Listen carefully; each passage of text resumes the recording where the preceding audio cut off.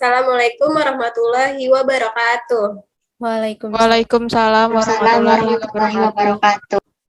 Sebelumnya izin memperkenalkan diri, nama saya Deswita Maharani, beserta rekan-rekan saya mahasiswa dari Poltekkes Kemenkes Jakarta 3. Tujuan kami adalah meminta izin untuk mewawancarai Ibu Zahra selaku petugas kesehatan di bidang kerohanian Islam di Rumah Sakit Amanah ini. Apakah Ibu Zahra bersedia kami wawancarai? Insya Allah saya bersedia, Mbak Deswita. Baik Ibu, saya dan rekan saya izin akan memberikan beberapa pertanyaan kepada Ibu Zahra. Untuk pertanyaan yang pertama dari saya, yaitu sudah berapa lama Ibu Zahra bekerja di rumah sakit ini dengan menjadi bagian dari kerohanian Islam di rumah sakit ini?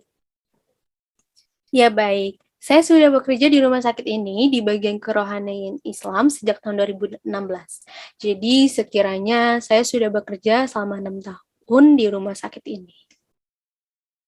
Gitu Mbak Desi. Baik, terima kasih Ibu Zahra atas jawabannya. Pertanyaan selanjutnya akan dilanjutkan oleh rekan saya. Terima kasih. Baik, Ibu Zahra, saya Sabila Putri, rekan dari Mbak Deswita, izin bertanya, apa alasan Ibu Zahra memilih spesialisasi di bagian kerohanian Islam di rumah sakit ini? Baik, alasan saya bekerja di bidang kerohanian ini karena saya bisa dan mampu untuk ditugaskan di bagian ini. Dan kebetulan juga saya memiliki latar belakang wawasan yang memadai dan pengalaman di bidang kesehatan dan juga keagamaan, khususnya agama Islam, Mbak Sabila.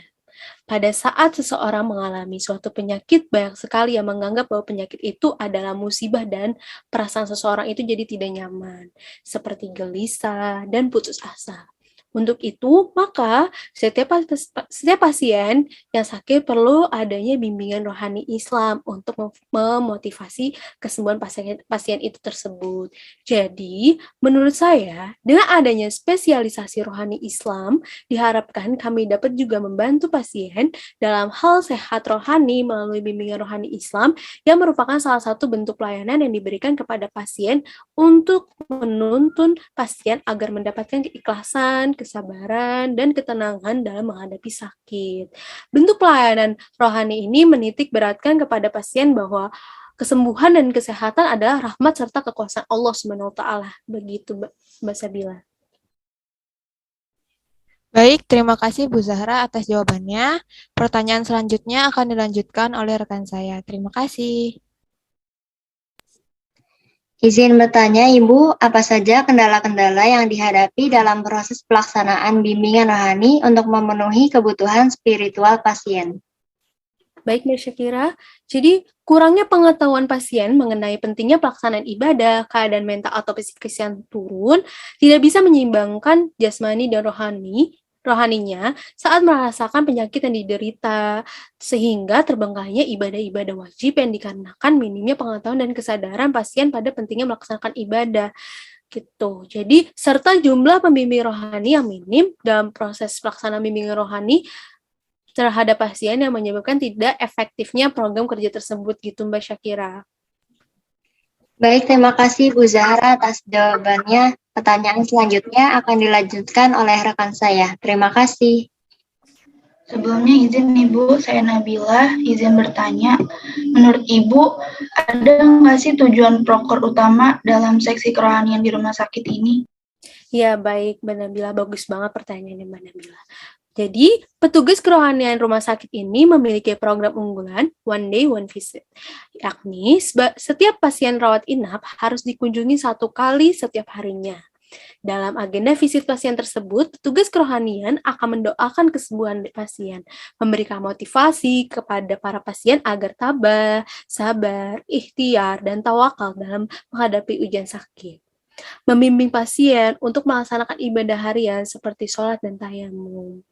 Mengarahkan pasien yang dalam keadaan sakratul maut untuk mengingat kepada Allah dan mengucapkan La ilaha illallah Muhammadur Rasulullah sehingga meninggal dalam keadaan husnul khotimah gitu Mbak.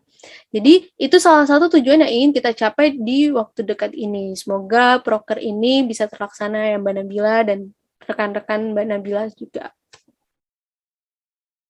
Baik, Ibu, terima kasih atas jawabannya. Selanjutnya pertanyaannya akan dilanjutkan oleh rekan saya. Baik, Ibu, izin bertanya, apakah Ibu bisa menjelaskan bagaimana pengobatan dalam perspektif Al-Quran? Baik, Mbak Alivia. Tidak diragukan lagi bahwa Al-Quran merupakan obat penyakit hati, sebagaimana firman Allah dalam surat Yunus ayat 57, yang artinya, hai manusia, sesungguhnya telah datang kepadamu pelajaran dari Tuhanmu dan penyembuh bagi penyakit-penyakit dalam dada dan petunjuk serta rahmat bagi orang-orang yang beriman. Makna dari Syifa 5 fi sudur menunjukkan bahwa Al-Quran merupakan obat penyembuh bagi penyakit hati, yaitu penyembuh dari penyakit kebodohan, keraguan-raguan, dan juga kebimbangan Allah Subhanahu wa Ta'ala. Jadi makna Syifa ini ada pada surat Yunus ya, Mbak. Gitu. Allah Subhanahu wa Ta'ala tidak menurunkan obat penyembuh dari langit yang sifatnya lebih umum, lebih bermanfaat, lebih besar, dan lebih mujarab untuk menyingkirkan penyakit selain dari Al-Quran. Setelah meneliti dan memahami makna ayat-ayat Syifa, secara zahir tidak diragukan lagi bahwa Al-Quran merupakan obat penawar dan penyembuh bagi penyakit hati. Gitu, Mbak Alivia. Baik, terima kasih, Ibu. Dalam kesempatan yang berbahagia ini, kami ingin menyampaikan terima kasih kepada narasumber yang telah meluangkan waktu untuk menjawab pertanyaan-pertanyaan dari kami. Kurang lebihnya, mohon maaf. Wassalamualaikum warahmatullahi wabarakatuh. Waalaikumsalam Assalamualaikum warahmatullahi warahmatullahi wabarakatuh. wabarakatuh.